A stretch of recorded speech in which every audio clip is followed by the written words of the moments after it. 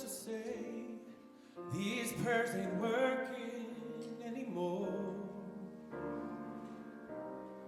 Every word shut down in flames.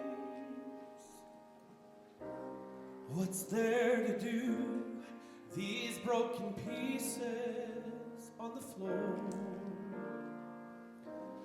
I'm losing my voice, calling on you. 'Cause I've been shaking, I've been bending backwards till I broke. Watching all these dreams go up in smoke. Let beauty come out of ashes. Let beauty come out of ashes. And when I pray to God, all I ask is, let beauty come out of ashes.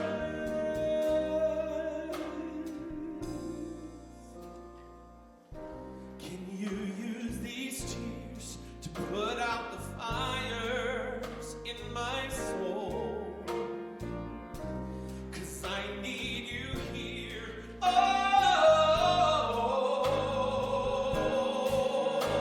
'cause I've been shaking, I've been bending backwards till I'm broke. Watching all these dreams go up in smoke. Let beauty come out of ashes. Let beauty come out of ashes. And when I pray to God, all I ask is, let beauty come out of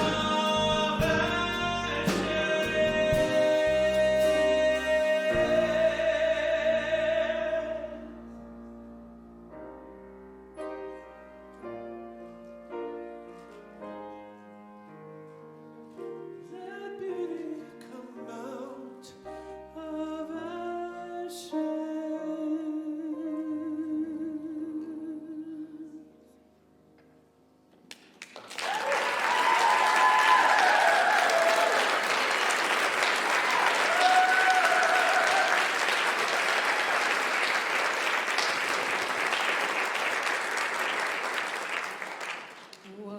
Whoa.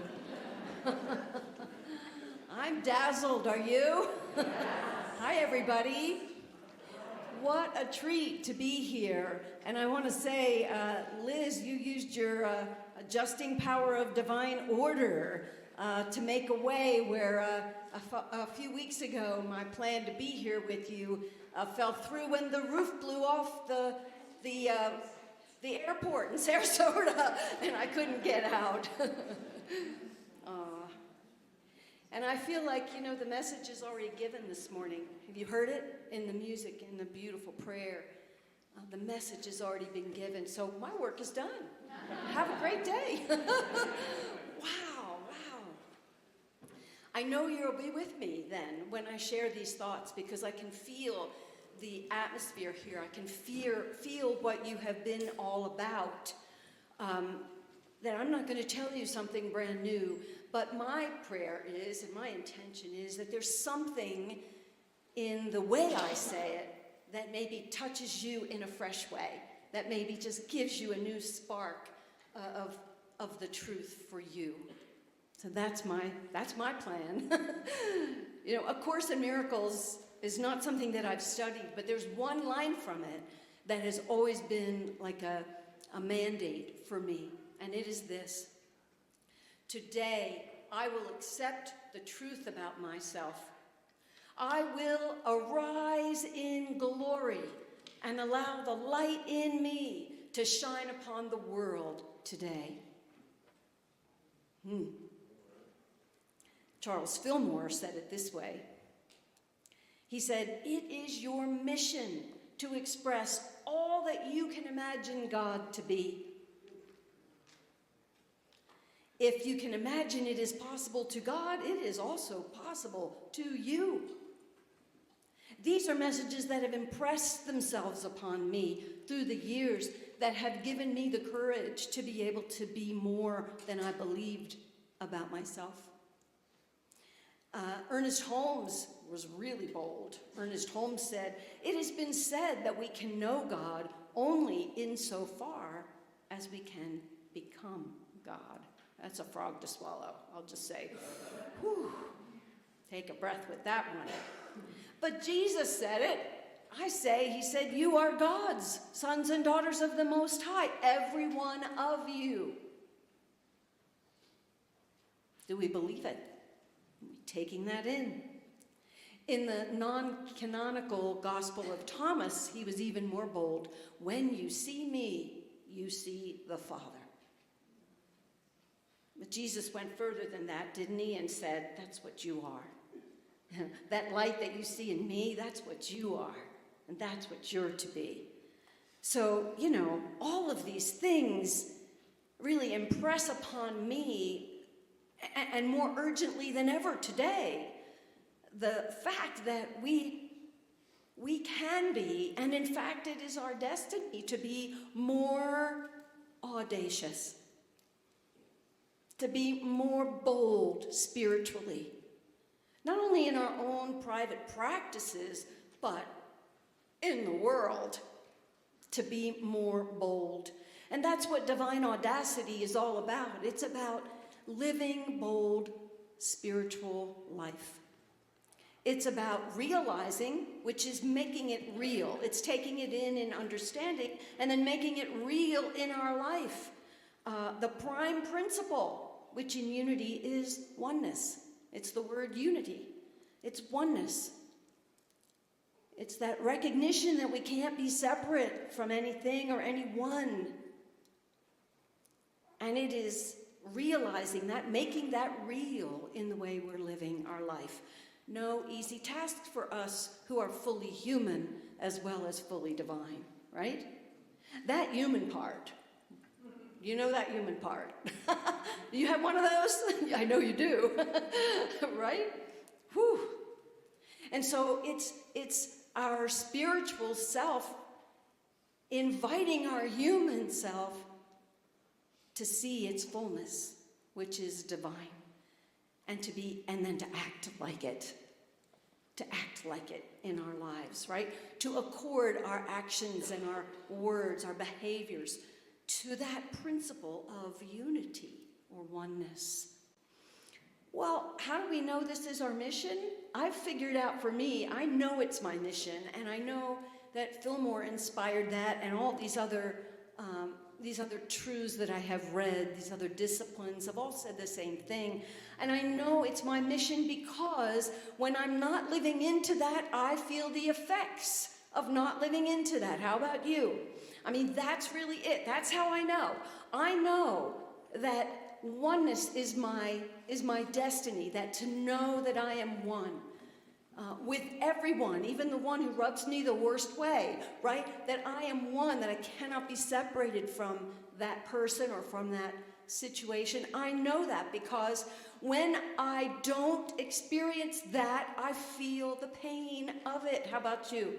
I feel disconnected. I feel like I'm alone in the world. I felt some kind of way post-election. Maybe you did too, and it might have been a happy way. It might have not been a happy way. Whatever you're feeling, just notice, how does this work with this understanding? There is only one power, and I can't be separate from it, and neither can they. Neither can they. No one is outside of the kingdom. Tough reality when we disagree, right? Tough reality. But that's where the practice comes in. That's where we know it's our mission, because we suffer when we feel the effects of not staying in that consciousness of unity. Are you with me? Yes. We're hardwired for oneness. We just are. It's our need to belong, to feel connected, to feel like we are a part of all that is. And what happens is we yearn for that understanding when we're outside of it. You know, I like to say I kick myself out of the kingdom on a regular basis. I do.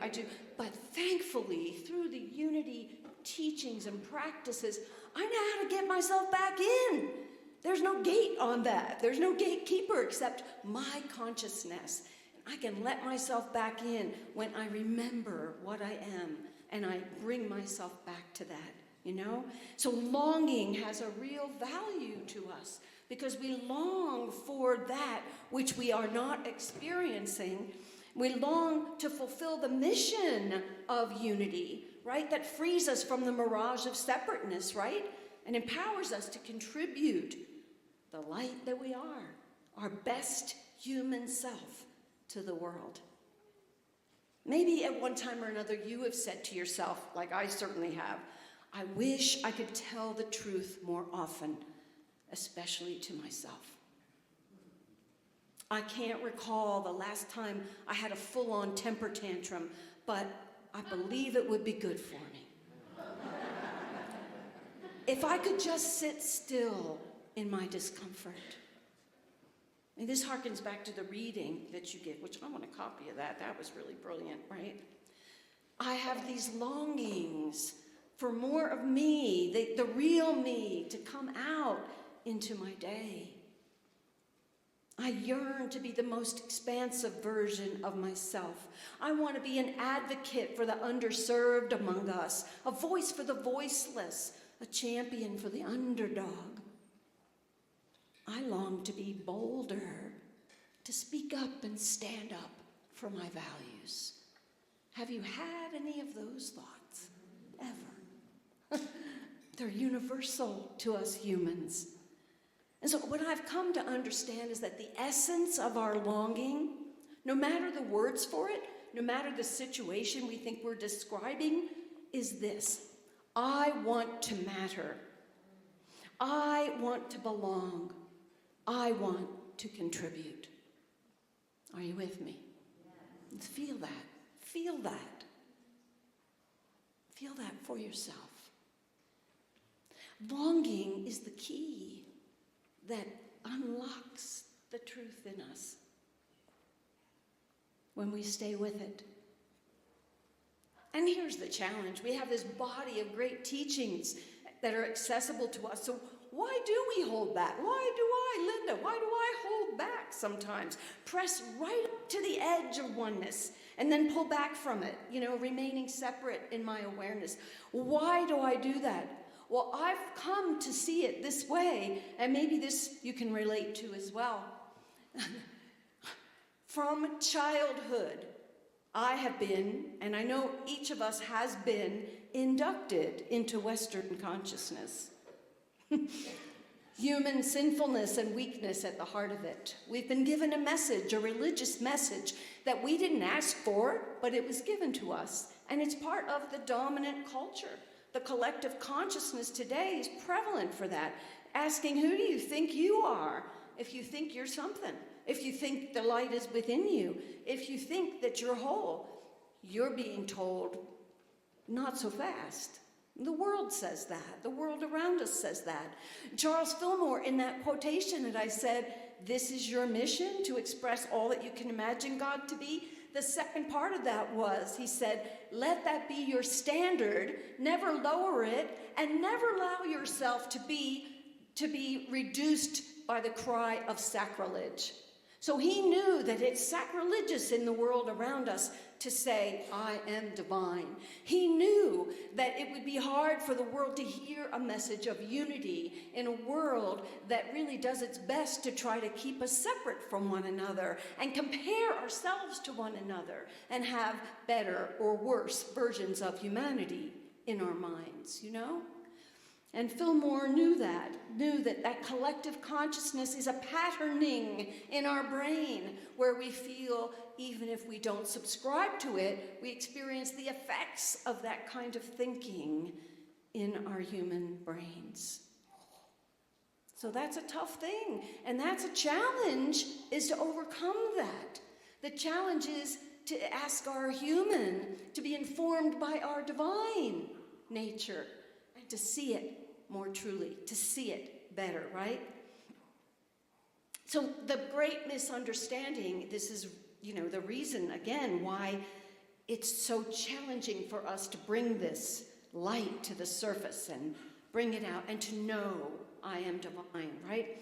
Because Fillmore said this, and this was in a lesson he wrote in his unpublished writings.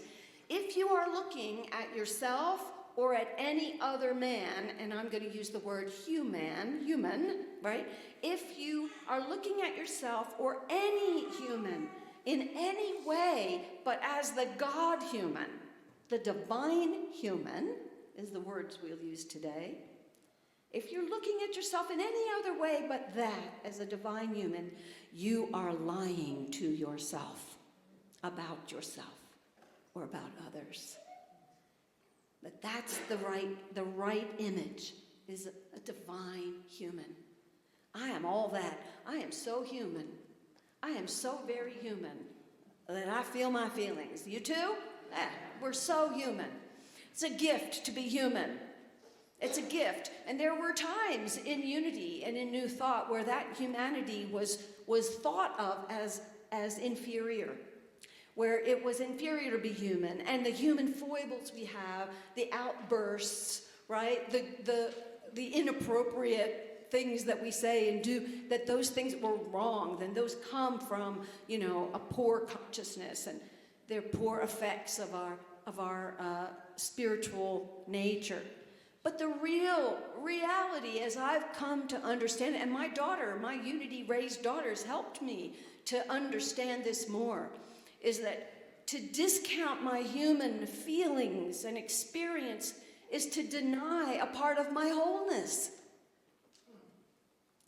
Let the human grieve. Let the human scream.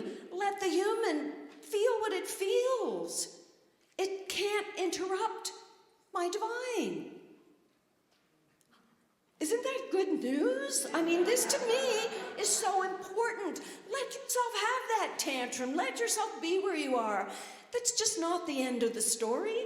There's just, okay, I blew that out. Whew.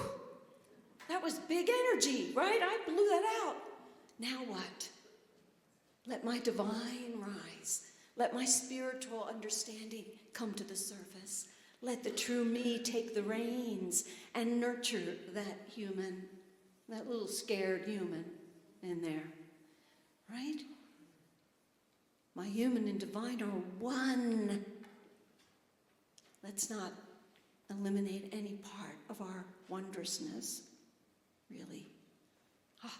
So, this challenge of claiming our divine humanity, we say, but I can't be God.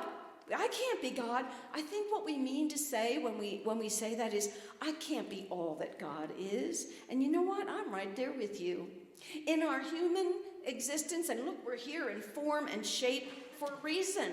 We have a playground where we can experience and learn and challenge ourselves and delight in love and all the things we do in our humanity. We have this place for it, this way about it, right? And we have the ability to bring to that human experience inner resources that are spiritual, that are the key to our being able to shine a light in the world. So I don't have to be all that. I can't be in human form. I can't take it all in. But that doesn't mean I can't be one aspect of that great all, that I can't claim one thing about what God is and internalize that. Call it mine, name it as part of my fullness and wholeness of nature, and then bring it into the world, bring it into my thoughts and my actions. We're capable of that, are we not? Each of our 12 powers they're each an access point to our divinity. They're each ways that we can express something about the truth that we really are. They're incredible inner resources that we find within the human family. Oh, they're human qualities, are they not? But when we recognize that they're infinitely accessible, that they're infinite in nature, that they don't have to belong, like they don't have to live in my body, they're not a thing that dwells in me, like an incredible shrinking God inside of me. No. They are eternally available. And so wherever I am, there they are. All I have to do is notice that power. Grab it in my mind. Study it. Bring it out. And that's what you've been doing. Those of you who've been studying Divine Audacity, that's what you've been doing. So that, when I'm in the job search, when I'm looking for a job and I'm scared because, I haven't found that one thing, and I really need that job, by the way, I can claim the visionary power of imagination as one power, one example, and I can start to conceive of what I feel like when I get up in the morning to go to the job of my dreams. I can start shaping that in my imagination and create a vision of what it feels like to be successful, to feel professionally fulfilled, and to feel all the benefits of having that job, right? And then I can embody that by preparing myself for work every day, putting myself in the mindset of the kind of work I want to be doing, and act the part of it, preparing myself for the fulfillment of it. Could that help me? You bet. In the Midwest, you betcha. You betcha, in the Midwest, yeah. When I'm worried over my health, and I have no diagnosis or prognosis, I don't know what's going to happen, I feel tossed around by, every day the blood work looks different. Every day the doctor says something different. It's easy to feel so frightened about that. I can call upon my inner resource of strength. Spiritual strength, another example. Pick a power, any power, it works. But maybe say strength, and I can call myself to standing stable, relying on strength, and say, I will not allow my thoughts to be tossed around with hope and then with disillusionment, with back and forth. I'm going to stand on the truth that I am whole no matter what's going on in my body, and that I remain faithful to this physicality. I will nurture it. I will courageously do what is necessary to foster health in my physical body. And I will remain tenacious. I will stay with it. I won't abandon myself as I heal. You see, I can do those things because I know that I am a divine human, fully imbued and built into my DNA is every spiritual capacity that I could need, every principle. Wow. Today was the topic of release. My co-author in my latest book, Discover Your Divinity, Reverend Deanne Morency and I, we changed the nomenclature. We updated the word because there's so much confusion with the word release, because we use release to just say, release the past, release the day. But the power of release is really negating what is false. So we changed the word just recently to negation. Release and negation are the same power, but negation says more purposefully, what is it we're doing with that power? So if I'm holding resentment in a relationship and I call upon my inner power of release, I can say to myself, when I have a snarky thought about that person, I'm going to use the cleansing power of release. I'm just going to say, oh, beloved, that's not the truth. I know that. Just let that wash off of me. But when I notice a persistent pattern of condemning that person, I've done that. I've done that with my neighbor not too long ago, right? When I have done that, I need something bigger. I need a little greater force of negation or release. And that's when I renounce that thought. I just say a hearty, no, Linda. No, stop that. Stop that story you're telling yourself about that person. It's not the truth. And then I repent. These are such religious words, I know, and I couldn't find a more fitting word, because to repent means to turn around. It means to turn around. It's not to beat ourselves up. It's not to, to do penance, as it has so often been expressed. But repentance literally means to turn around, walk a different way. And so I call this the great do-si-do, if those square dancers among us, right? The great do-si-do. Turn around my thoughts. In other words, where I had a thought of condemnation, let me have a thought of appreciation. Maybe I have to cough it up, but let me do it. Let me take the reins, let me lead, let me be the leader of my own mentality, right? My own mind. I can feel all the feelings, just don't take them so seriously. Just do anyway. Just embody that principle anyway, right? Wow. So we don't have to be perfect at it. That's the thing. This is a practice. Our spiritual practices include, taking in these powers and using them. I love what Ram Dass once said about himself. He said, I make the effort to see and to passionately open in love to the spirit that infuses all things. I make the effort to see the beloved in everyone and to serve the beloved through everyone.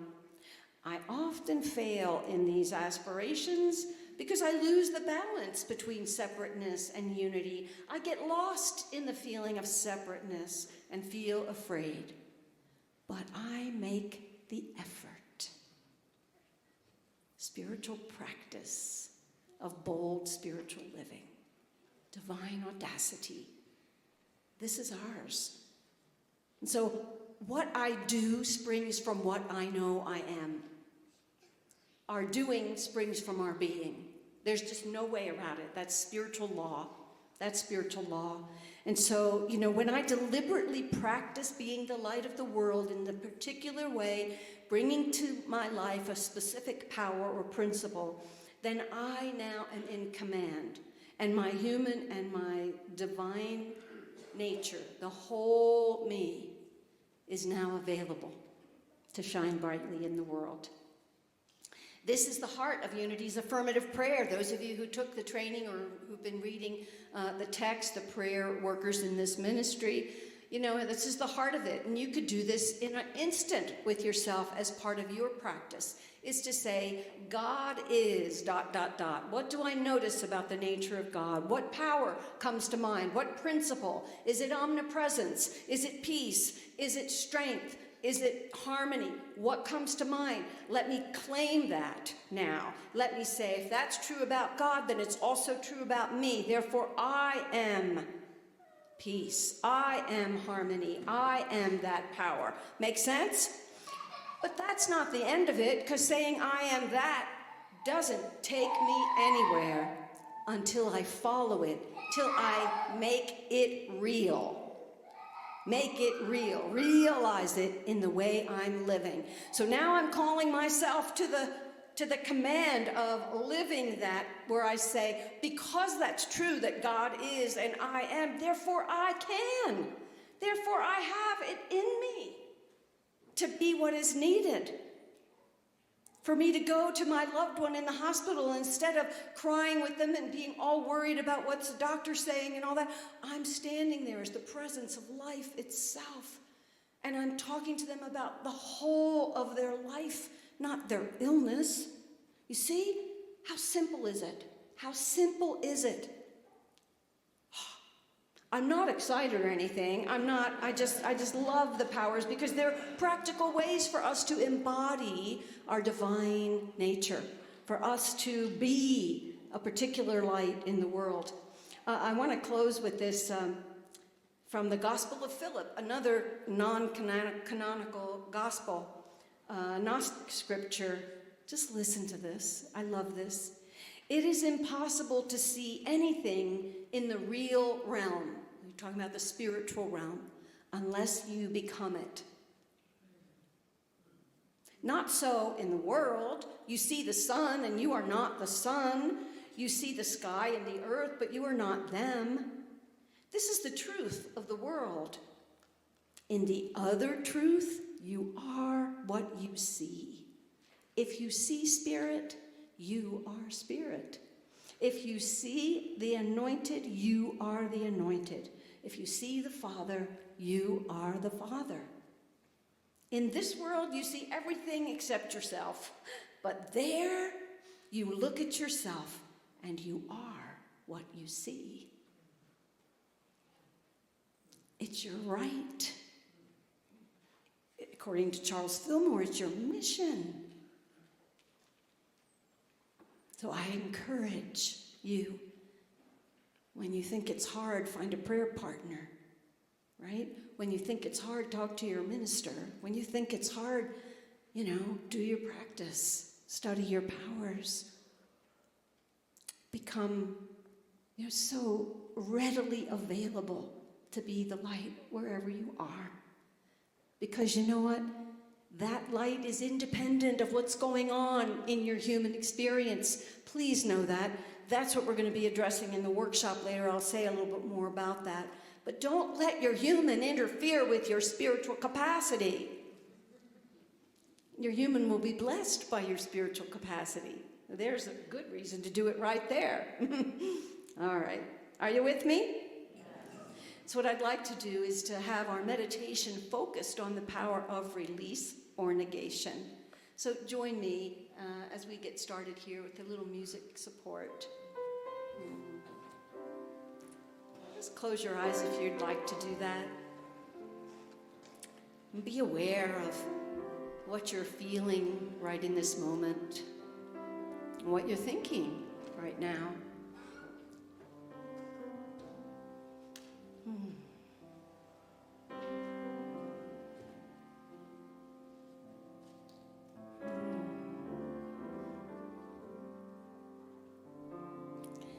And in the quiet of this moment, I'm going to ask you to gently, really gingerly bring up to your awareness some person or situation that you have been crossways with. Maybe a resentment or a feeling of being left out. Maybe a disagreement. Maybe something unforgiven. Just ask your human awareness to hold that without judging it, just knowing there it is. There it is.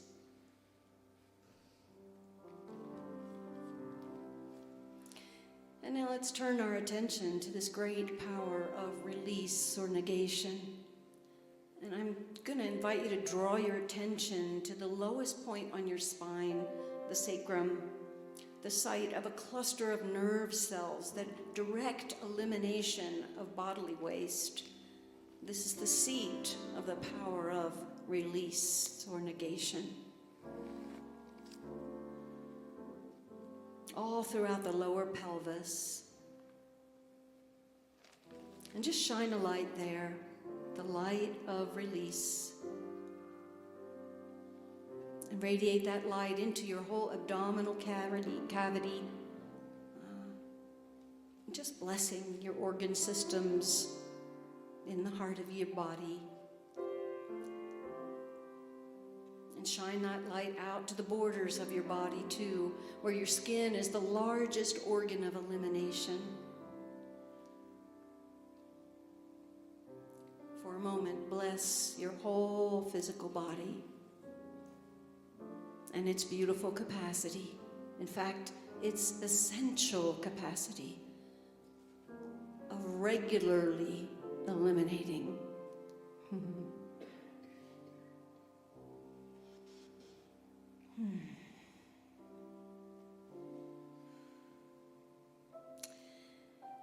And now bringing up that subject, the uncomfortableness of being out of sorts with another person or with another situation in your life. What might it be like to notice those thoughts and then to say, "Oh, sweetheart, that's not the truth. That's not where the truth is." I know it's been hard. I've been holding this resentment. I've been feeling so unable to think about you without my stomach being upset. But right now, let me see you and this in a greater light. Let me include you in all that I am. Let me take a breath of acknowledgement. And let me say to myself, where I have been harboring terrible thoughts, or frightened thoughts, or whatever kinds of thoughts that aren't real and true, right now, let me say no to them. Let me say no to the book of evidence that I have been building against you. Let me say no to the story, the limiting story that I've been telling myself. As I breathe in, when I take that next exhalation, let me just breathe that all out, all that is nonsense. Let me just let it go, because it's not real, it's not the truth.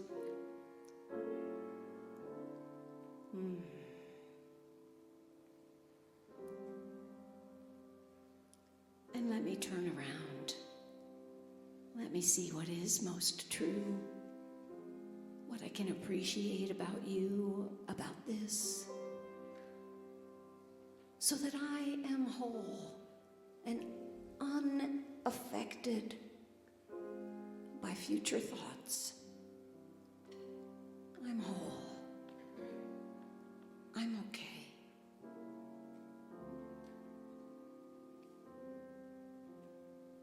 By the light of negation, I cleanse from my mind the false ideas of lack and limits. I release the finite to reveal the infinite. I release a false sense of self to reveal my true divine identity. Let's be silent in the awe of this capacity for a moment.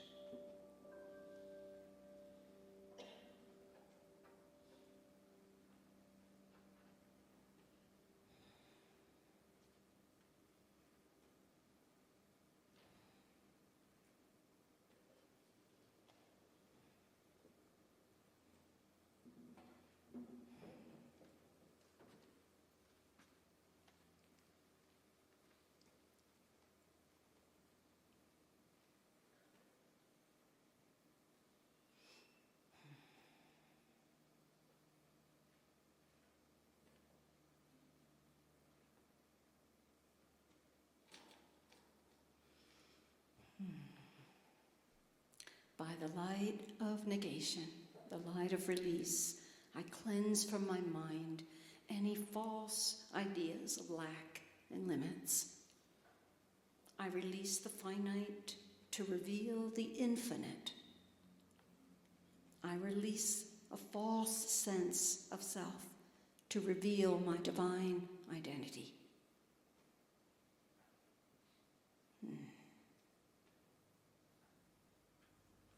Breathe again into this and feel what is real and true about it for you today, and what you will take from this, what you will do differently, how you will think differently today, what your life might look like today to accept this truth. And so it is. And so it is. Amen.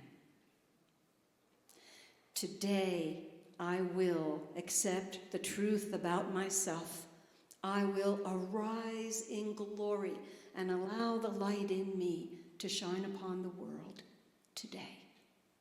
Yes? And so it is. Thank you, beauties. Thank you.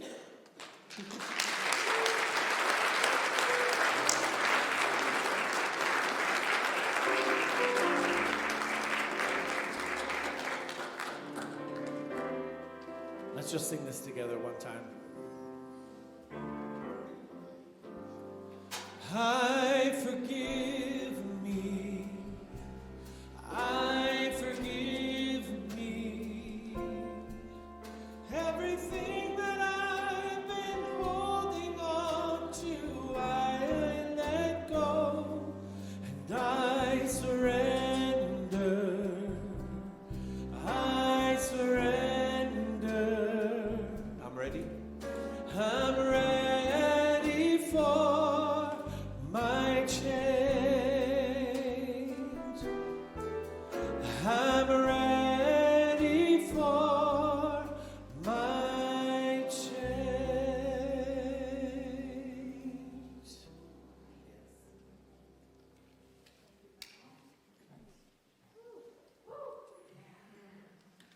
Thank you.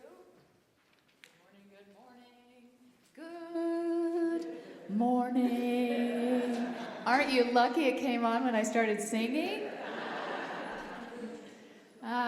So now is the time in our service where we give of our good and we bless the good that comes through this spiritual center to do the work of good, to do the work of love in the world. I want to give you an update on our Greater Engagement campaign, which has been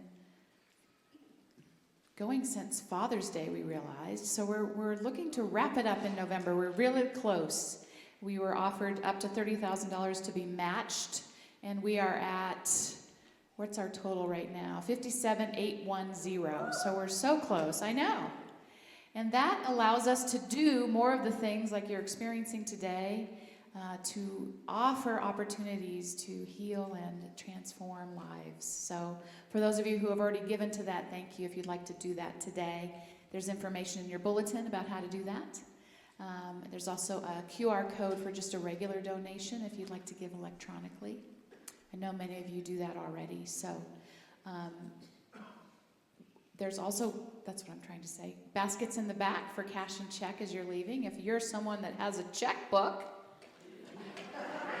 please stand up. We'd like to know who you are. No, I'm just kidding. Very nice. Good for you. So however you are giving today, we are blessed by what you're giving. So let's bless our offering together. Divine love as me blesses and multiplies all that I am, all that I have, and all that I circulate. I am thankful. Thankful for you to sing again, Ryan.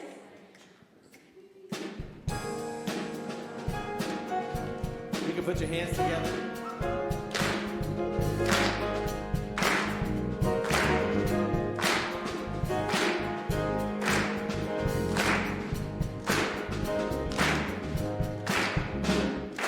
Why, tell me, do you wonder why?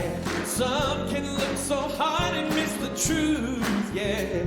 Some would stumble over it 100 times and never ever see the living proof. Well, there's a kind of this world could never deny. Let everybody see it in our lives. The world will wonder why if you and I will shine our light and hearts discover light.